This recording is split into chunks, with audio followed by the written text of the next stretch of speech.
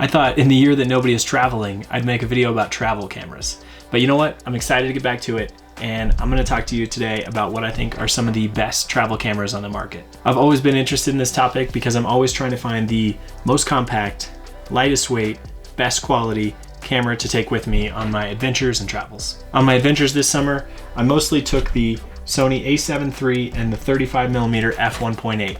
Now this is a relatively heavy, somewhat bulky setup, getting pretty good, but I think there's some better options available out there for you, especially if you're not looking for quite as many professional level features, and if you want something that's gonna be a little bit easier to use. The problem with this setup is that when I got heavy or I just got tired of carrying it, I would throw it in my backpack, leave it in the car, and that just kills the opportunity to get pictures. So my ideal setup would be a little bit smaller, a little bit more compact, and that's what I'm gonna talk about today. So my top pick is the new Sony a7C. This camera looks pretty impressive. It's very similar to the Sony a7 III, except it crops off the top of this viewfinder and puts it right on the side here, and generally has just a smaller form factor. I think it's gonna make an awesome camera for traveling because it's full frame, it still has a ton of professional level features, and it's just a really solid camera.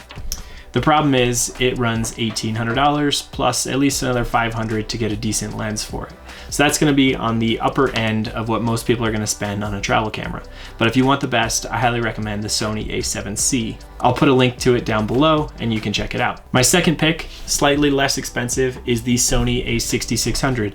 Now I don't have that camera with me here today, but I've used it quite a bit and I think it's a really good, slightly stepped down version from the a7C. It's gonna give you a slightly smaller sensor. It's gonna be APS-C instead of full frame, but it's gonna give you a ton of high quality features, and the performance out of it is gonna be awesome. Now the a6600 runs $1,400 roughly, and it's gonna be at least another $400 to get a decent lens for it. You can get some, I like the Sigma prime lenses, I'll link those down below. And then if you want an all-around zoom lens for the Sony a6600, I highly recommend the Sony 16-55 f2.8. It's a relatively new lens, a little bit pricey, but it covers a wide zoom range and still has a constant aperture of f2.8 to give you good low light performance, and I really enjoyed shooting with it. My third choice is the Fuji X-100V.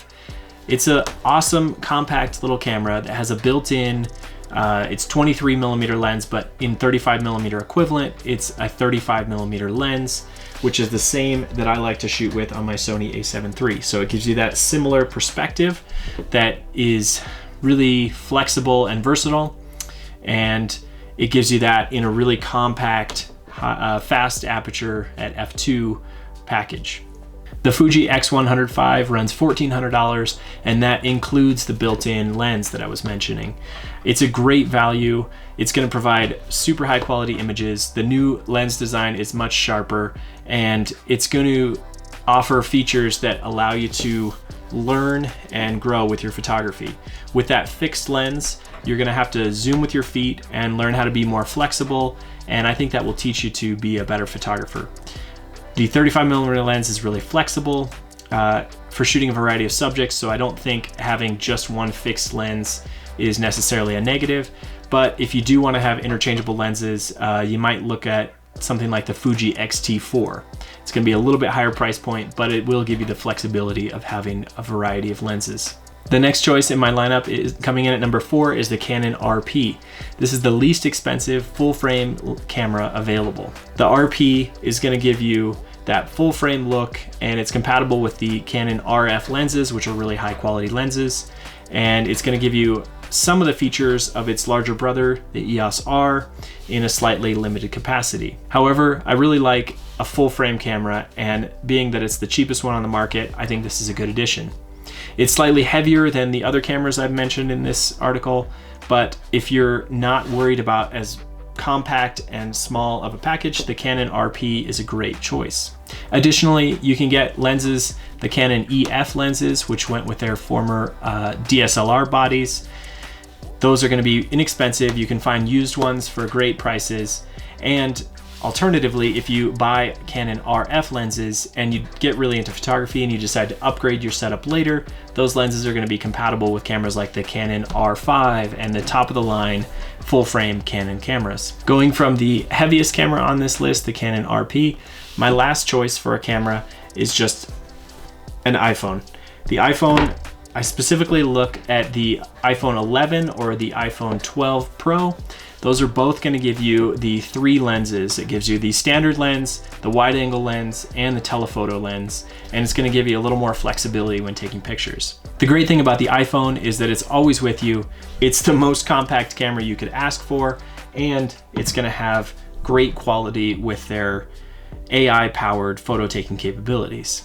What I mean by that is they're going to blend HDR exposures and get a really well-balanced image, and you don't have to worry so much about the dynamic range because it's going to use computational photography to balance that out.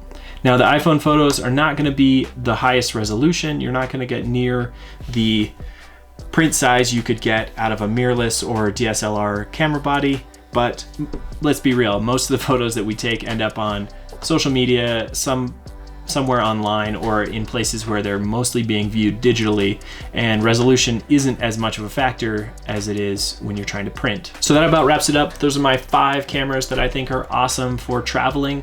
Hope you found this useful. If you've enjoyed it, I'd appreciate it if you subscribe, hit the bell notification, and if you have any questions, hit me up in the comments. Be happy to jump in and help you decide what camera might be best for your travels. Thanks so much for watching.